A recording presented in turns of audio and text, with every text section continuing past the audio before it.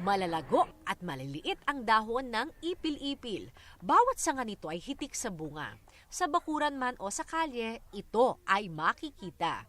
Kung para sa iba ay ordinaryo ang puno ng ipil-ipil, aba, huwag itong isnabin dahil may dala itong magandang balita sa atin. Hindi lamang basta ipinapakain sa mga hayop ang dahon at bunga ng ipil-ipil. Ito ay may kakayahang malunasan ang diabetes.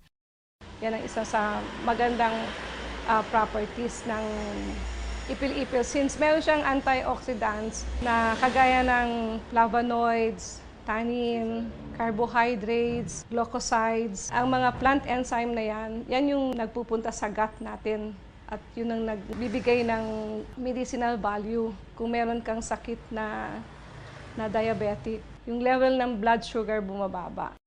Mas effective raw ang pagbuburo o fermentation ng dahon ng ipil-ipil. Sa pagbuburo ng dahon nito, magdikdik lamang ng 2 tasa ng dahon ng ipil-ipil at maglagay ng 1 tasa ng pulang asukal. Kapag may kaunti na itong katas, ilagay ito sa isang garapon at saka iburo ng 10 araw. Ang katas nito ay pwede nang inumin sa isang shot glass o maliit na baso araw-araw. Yung level ng blood sugar bumababa. Other than decoction, drying, boiling, ang fermentation ang pinakamaganda kasi yung sugar ang nag-extract through reverse osmosis. Alam ko kasi yung potency ng plant makukuha mo. Lahat ng plant enzyme and nutrients ng halaman.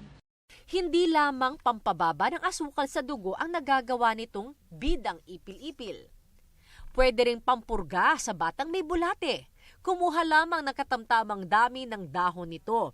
Pigain hanggang sa makuha ang katas. Ilagay sa isang kutsarita at inumin bago matulog. Gawin ito sa loob ng 3 araw. Ang resulta, goodbye sa bulate. Siguradong babalik ang gana ng mga bata sa pagkain. Ang bisang hatid ng ipil-ipil ay galing sa inang kalikasan. Pagyamanin at alagaan natin ang mga puno na gaya ng ipil-ipil na isang cure mula sa nature.